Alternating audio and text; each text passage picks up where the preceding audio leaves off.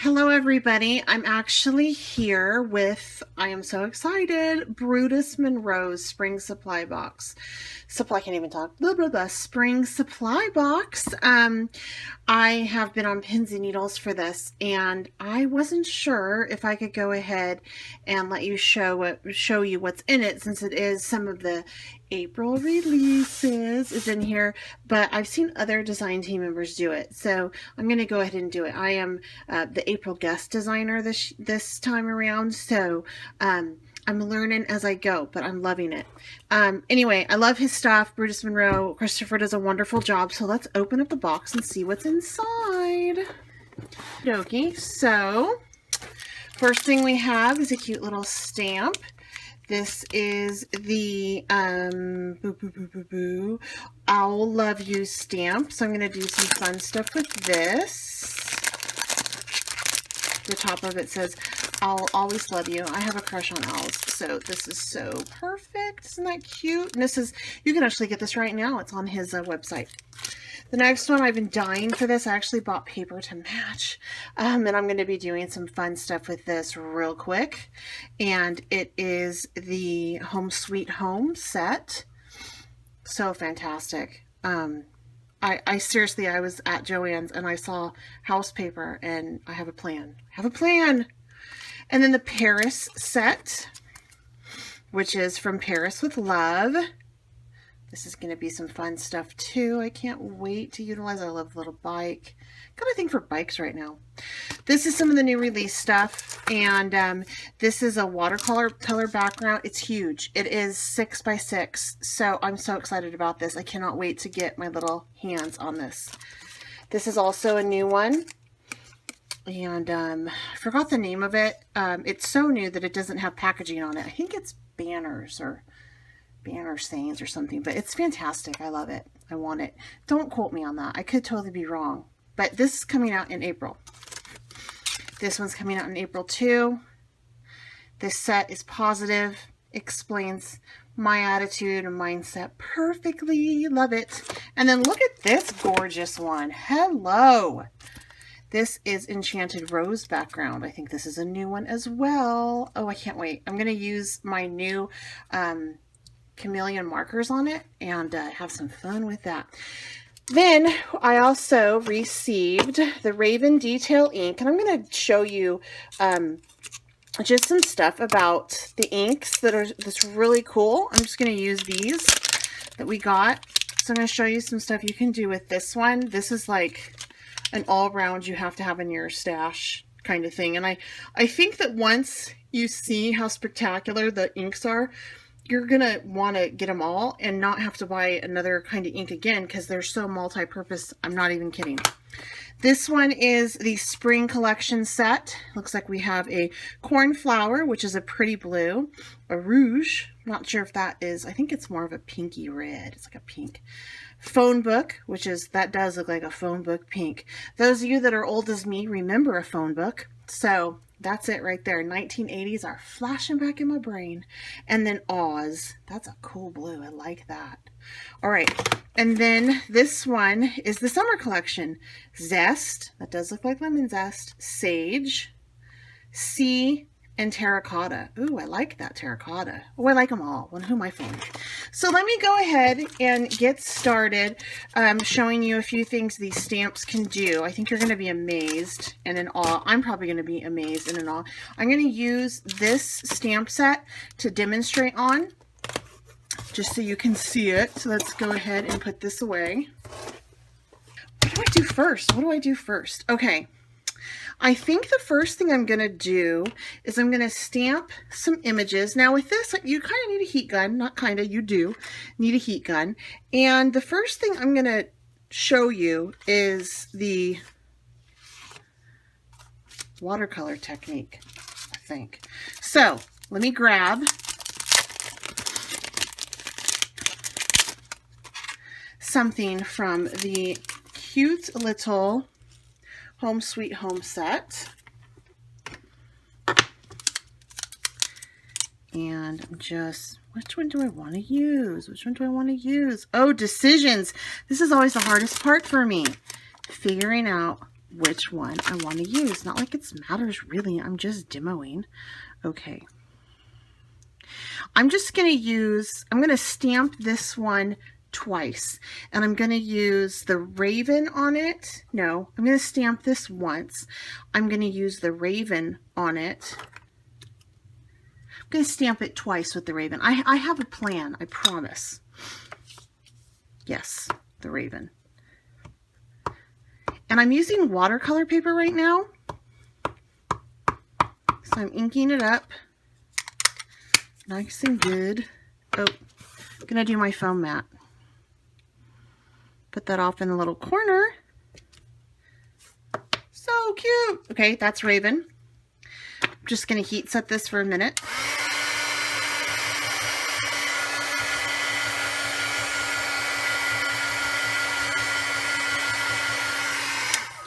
And now I'm going to paint it with the surface inks.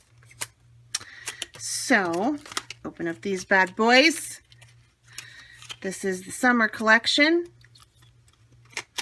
I'll pull the sage out and the terracotta. That'll work. On my craft mat, just going to rub some of the terracotta. Rub some of the sage. Ooh, that's pretty. All right. I'm going to take my watercolor pen.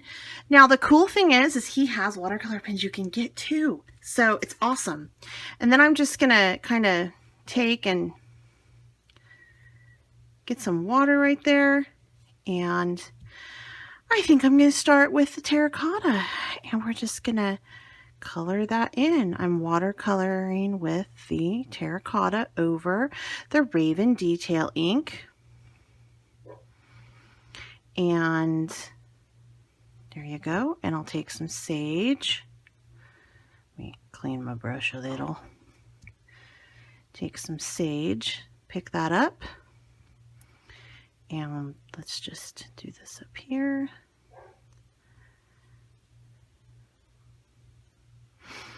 And the raven isn't moving, and it's like it's not pulling at all. That's awesome. So it totally is holding its shape right there, which is so cool. So that's really neat watercolor effect with the surface inks. These are the surface inks. Something else I want to try is I want to try a different stamp. And I'm going to do the same thing, but I'm going to, instead of using the detail ink, I'm going to ink it up with the surface ink and do the same thing over again, just so you can see. So sticking in this same family, let me go ahead and just ink it with the terracotta. And this is the surface ink, watercolor paper. We're going to do the watercolor technique. Oh, that is so pretty. I love it already. Okay. You have to make sure that you heat set this between your layers and stuff. So just make sure that you do heat set it. I need to get a new watercolor pen. That's going to be on my order because this thing is not, it's like dripping from the edge. Because it's not Brutus Monroe. I think it's like something that's not good. All right, so I'm going to go ahead and just color that in with the sage. I really have a hard time staying within the line. Sorry. That's the sage. And it didn't run. Hey, you guys want to see some more of the colors from this line? Of course you do. Why don't we start to color with the other two? Yes. Zest and Sea. And this is from the summer collection. All right. I'm a little bit excited about this. If you cannot tell, like this is just blowing my wee little crafter mind. You know, I mean, if you know how it is with ink, like you have to have one that's good for watercolors. You have to have one that's good for Copic. Oh my God, if you get the wrong kind of ink for Copic, you screw up your Copic markers. And goodness knows you don't want to do that, because if you do, you just messed up like an $8 marker sometimes. It's crazy. Okay, so that is Zest and Sea. We're going to get to Copics in a few minutes, so I'm going to just kind of take and get that green off as much as I can. Okay, I'm going to try that Zest. Let's see what this looks like. Ooh, look at that pretty yellow. Oh my goodness, that's gorgeous. Oh, you guys, I'm in love. Okay, sorry. I'm in love. I'm in love with Brutus Monroe ink, surface ink. Okay, now let me try this lovely sea. This is the color of my house. I live in the desert, and you really shouldn't paint your house sea if you live in the desert. No, you need to stick to terracotta and sage, but I'm from the Bay Area, and so I, of course, painted my house in this beautiful blue. Oh my gosh, you guys, this is like amazing. Okay, I'm just going to stop there for the sake of time, but that is the surface inks. This one was a surface ink that I dried, and then I went ahead and used it as a watercolor. This one is a detail ink that I dried and went ahead and used the surface inks as the watercolor. So you can do both, all right? I highly recommend, just in your stash, you do need a Raven, this black. I mean, I stamp in black all the time. So this is fun. Woo, so exciting. All right, let's move on to something else that this ink does. Okay, so one thing that I was told is that these inks can handle Copic markers. Now, I'm going to show you because I don't believe everything I hear, and I don't always want to just ruin my Copic marker on the whim of someone telling me that the ink's safe for it, when we all know that's not always the case. But this ink is safe for it. So I'm going to show you the Raven detail ink. That is this. And then I'm going to stamp it again with the terracotta ink, which is the surface ink. And I'm going to use my Copic on both. All right, all right, all right. This is so cool. Sorry, I'm really excited. I've said that like 500 times now, I know. Okay, there we go. Let me heat set this. Dun, dun, dun. I'm going to break out my Copic marker. All right, let's see. How does it do with the Copic?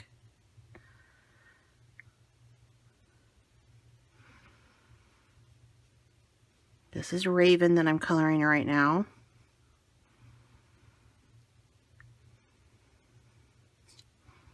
Nope, nothing there. It is Copic alcohol-based safe. And this one is the surface ink that we dried. Look at that. That's safe too. And I'm just gonna color over it just to see, because surface ink, like the Raven detail, I'm like, all right, I can see that. But the surface ink, people might get scared about it and not want to color over the ink. And I just want to see, does it pull the ink up? Does it, you know, what does it do? My tip is totally clean. It succeeded. Okay, so here's this. It totally held. I mean, that's amazing. So those are, so we know it's watercolor safe, both the Raven detail ink and then also the surface ink. And we know that you can use the Raven for Copic and you can use the surface for Copic as well. So it's alcohol ink safe. All right. Okay, so the next thing I'm going to try to do is basically a blending technique, and let's see how this works. This is just a scrap piece of paper, and I am going to use the Spring Collection for this, the ink, the Spring Collection ink.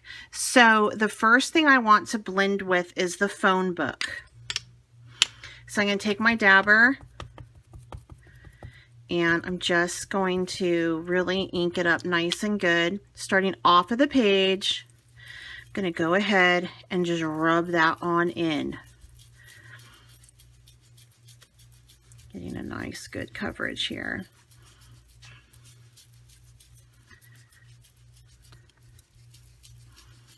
Okay, now the next color I'm going to use, I think, is going to be the Oz. And I'm going to heat set that a little.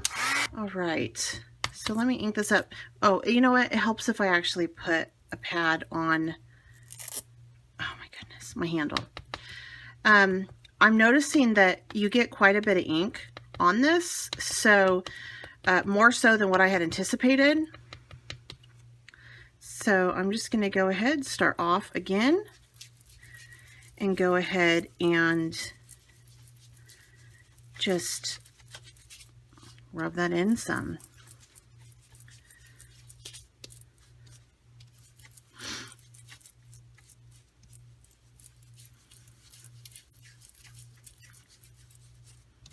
All right, I love that so far. I'm going to do corn flour next, but first I need to heat set.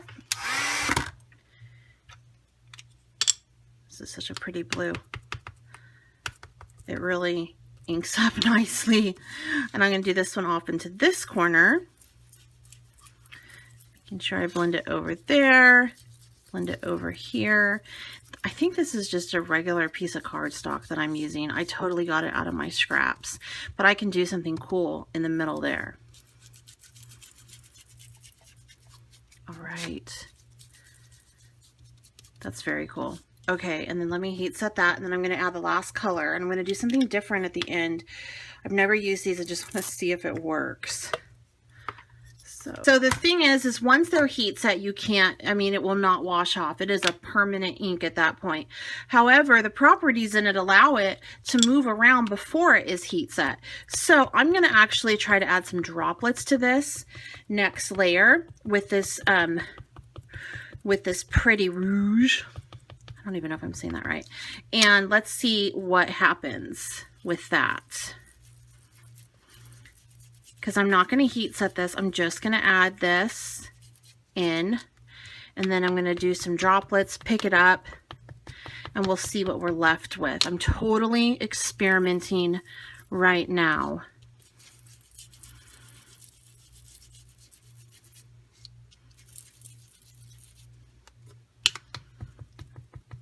Yeah, I'm really getting a lot of coverage on this, I know. Okay, so I'm going to add some water to this. It's what I just did. And then I'll heat set it and we'll see what we're left with. So far, I'm digging on it. I think it's freaking awesome. It looks so cool. And none of the inks bled over into the other because I had heat set it.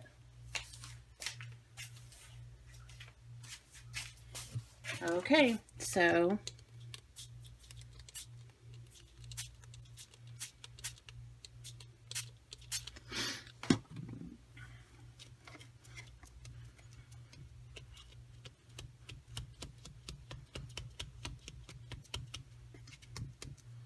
actually, that holds really well. I'm impressed. I'm just going to mist it down some more, and now I'm going to move it around with my gun. All right, it actually did lighten up with that water, and it kind of created a really cool effect, but where it already heat set it, it didn't. So this is what it is with the blending and shading and using your little applicator to put the ink in. So we know that the surface inks are permanent once you heat set it, and they can handle Copic markers. They can handle watercolor. You can watercolor with them. Here are the other ones. And another idea, you guys, is you can, what was I going to say? Oh, use your watercolor pencils and just color them in with your watercolor pencils, and then, you know, paint in over that. If you have a hard time seeing the lines like I do, it should totally hold. And the Raven is Copic marker safe, and it's everything. All of these, once you heat set it, it is set. You can use it on vellum, acetate, glass, wood, ceramic. Once it's heat set, you're good to go. You can also use this on fabric with a stencil. Just let it dry for 48 hours before doing anything else to it, and that's permanent as well. So check out my link in my description to go to Brutus Monroe's website. I'd appreciate it if you would use that link. And I'm super excited. I have a whole bunch of other things I'm going to be doing with Brutus Monroe stuff for the rest of the month. So come back and see me and make sure you subscribe. Until next time, bye.